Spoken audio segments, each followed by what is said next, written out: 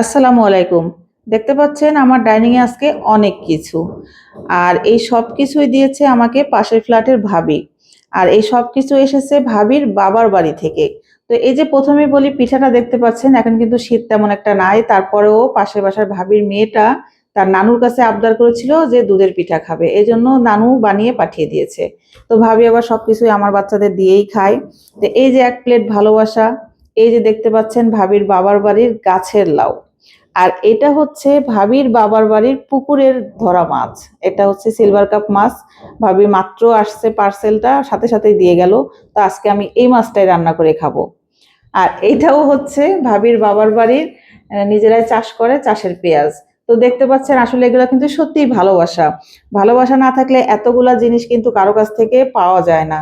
তো ভালোবাসা দেওয়া নেওয়ার উপরেই ডিপেন্ড করে। যাই হোক ভাবির এই ভালোবাসাগুলো আজকে আমার কাছে খুবই ভালো লেগেছে।